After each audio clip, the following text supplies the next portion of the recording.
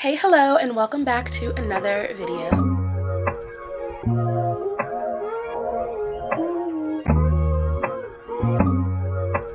So I originally wasn't planning on doing this video, but I have so many piles of books that I've gotten sent to me from publishers in like the last couple of weeks, and I keep waiting for a moment to really just like show off all these books, but the pile is starting to pile on me, so I figured this was just the easiest way to sit down and talk about some of these spring, summer, and recent releases. I have about 7 books to get through and show you all today, and my goal is for these 7 books to become my like late spring, mid-spring, early summer TBR, but you guys also know how I am with TBR, so to be determined if these books actually are read during the spring, summer. But these are the books that I'm adding to my shelf that were kindly sent to me by the publishers. Some of these are advanced copies and some are finished copies, so I'll make sure to put the dates that everything is released in the description box or on the screen so you guys know for when you're adding to your own TBR. Alright, without further ado, let's jump into the books. So the first book on my pile is Summer Fridays by Suzanne Rendell. This book is described as a modern day You've Got Mail, so if you are a rom-com fan, then maybe you'll be a fan of this one too. Also, if you're a rom-com fan, you should listen to my new podcast that I co-host with Alexa Martin called Obsessively Ever After, where we unpack everyone's favorite rom-coms and give you book recs to go with them. So tune in every Wednesday. But back to this book. So Summer Fridays follows our main character Sawyer, who is a lawyer in New York. It's also set in the 90s, and there's just something about books set in the 90s in New York City that is nostalgic for an era that I like have never lived, but something about it is just like good to me. But Sawyer is a lawyer. She's like trying to make it in New York. She has a fiance who also works in like a pretty demanding job, and he is starting to put in more hours at work. He's spending time with a coworker of his, a female coworker. And subsequently, Sawyer ends up spending time with that coworker's boyfriend, Nick. And they develop this like Friday, this Summer Friday ritual, and kind of grow closer together. And then they have to kind of decide what that relationship will become once the summer comes to an end. And they both have more time to spend with their respective partners. So it sounds like a love square, and I hate a cheating trope, so I hope that that's not in here. But like I said, there's just something about romance in the 90s in New York City that it speaks to me. Next up, we have Sisters with a Side of Greens by Michelle Stimpson. This book follows 2 sisters, Rose and Marvina, who had a falling out because they were supposed to open a business together. One sister sends the other money so that they can open their business, and that sister takes the money and spends it on something personal instead of actually putting it towards the business. But now it's been like some decades later, and they finally are going to open the restaurant that they've always dreamed of opening, but they are having trouble remembering like their mom's secret spiced recipe for her greens. So I'm pretty sure this is set in the South, and it's all about how those sisters open this restaurant and are able to forgive each other and come back together as a unit again. I have sisters, so sister stories always like kind of spark something in me, and it sounds really relatable. It also sounds like a recipe for a story with some mess, because what did she use the money for if she didn't open the business? So definitely on my list. And this one is, I believe it's out already. This is out now. The next book on the pile is Simply the Best by Susan Elizabeth Phillips. Again, a really nice cover. This was just recently released a few weeks ago in February, and it's kind of hard to describe, like synopsize the synopsis, so I'm just gonna read the synopsis to you. Brett Rivers is the hottest sports agent in the business. Fast and furious, swift and deadly, failure not an option. Rory Garrett is a disaster. She has a big heart, an empty bank account, and a passion for making exquisite chocolate, and a huge inferiority complex from living in the shadow of Brett's most important client, her football legend brother. It's going to get messy, dangerous, and heartbreaking, and sexy. To Rory, Brett represents skewed values and a devious mind. To Brett, Rory is forbidden fruit, off limits, do not disturb, no entry, definitely no entry. So, okay, I kind of did synopsize the synopsis because that was not the full synopsis, but I think you get it. Basically, the two get like caught up in some kind of scandal. It is a brother's best friend novel, and I know that that does it for a lot of you. So if you're looking for another one to add on your pile, look into this one. I think it's also a part of a series that there are other books in this world. It's part of the Chicago Stars world of books by Susan Elizabeth Phillips. So look into those if that's kind of your thing. I really am interested in this because I love the world of agents, like sports agents, literary agents. I think that that's really exciting. And I love that it's sports adjacent, because the sports romances don't really do it as much for me, but I like sports adjacent. That works. This book has a little bit of everything that I need in like the ideal book, like the chef's kiss trifecta piece de resistance of books, and that is Between Lovers and Friends by Charlene Oyubi.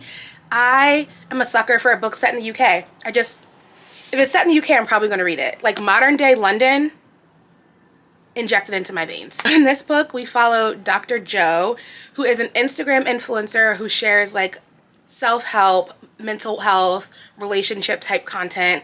She looks very polished and put together, but off screen she is battling depression and anxiety, and her life is just kind of not where it's supposed to be, and she has an unrequited, wow, unrequited, I can't say it. She has a crush on her best friend Ezra, and the crush they have not made the connection. It's this word. That's what the crush is. Why can't I say unrequited? Am I saying it right and it just sounds wrong? Anyway, so she has a crush on Ezra. Ezra doesn't know. One day, Ezra pops up with JoJo's childhood bully as his date to his 30th birthday party, which causes JoJo to spiral, which would cause any of us to spiral because how dare he. On a separate track, we follow Malcolm, whose debut novel has kind of like sparked him into fame, but he's really bad at people. He's like a little bit socially anxious, so now he's networking with all these people and going to all these events, and he's very overwhelmed, and he's ready to like put the whole thing away, like give up the fame, give up the success of the novel, and just move forward.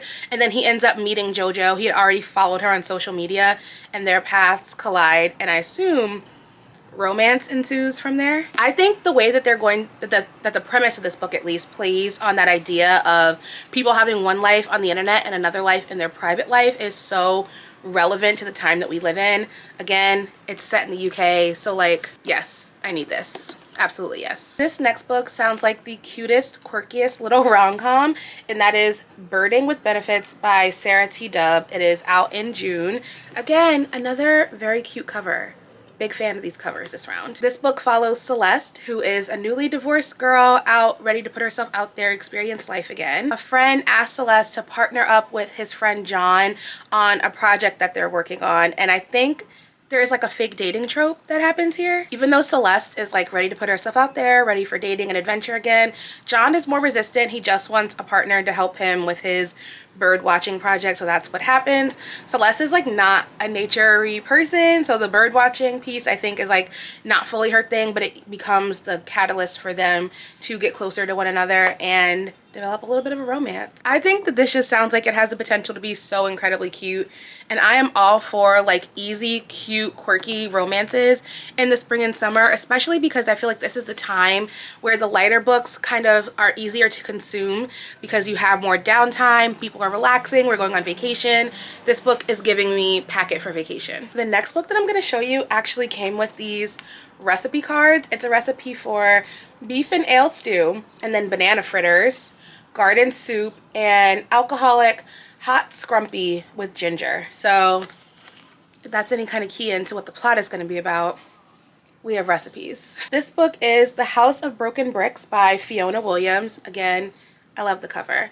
In this book, we follow a married couple as their life takes them through a lot of different stages and seasons of life, from when they meet to having children to buying a house, and kind of the things that try them and the things that threaten to tear them apart. So the couple is Tess and Richard. Tess is from Jamaica. Richard, I believe, is from London, and Tess leaves Jamaica to be with him in the UK, and that's kind of where they lay down some roots and start their lives together. It's about the really deep love connection that they have and how that love helps them to overcome really intense hardship. Looking at things like belonging and kind of finding yourself othered, which I'm sure is Tess's experience going from Black Jamaica to the very white UK, and how food and recipes, especially good Caribbean food and recipes, helps to kind of keep you grounded in a sense of place. So it sounds really interesting to me, and I've never read this author before, so excited for something new. And last but certainly not least, you know, one of my favorite romance author duos has been and forever will be Christina Lauren.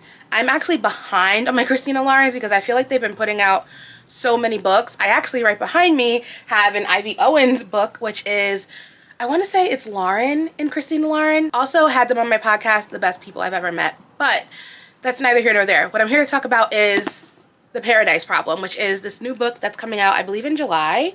Nope, I lied. It's coming out in May. I will not be reading the synopsis for this because I like to go into my Christina Lauren a little bit blind, but I know it is a marriage of convenience book, and that is becoming one of my like second favorite tropes, up there with enemies to lovers, which I never thought that would be the case. The cover is giving me it's going to be set someplace tropical. We're probably going to be on vacation. A marriage of convenience is something that Christina and Lauren do very, very well, so I'm always excited for a Christina Lauren release, but I was so excited to get this arc in the mail. Like, getting your favorite author's books early will never be a feeling I take for granted because I just love them. I love their books so much, and I'm really excited to read this one. Okay, that is all I have for you today. Let me know if any of these books look good to you, if they're going to be on your spring or early summer TBR.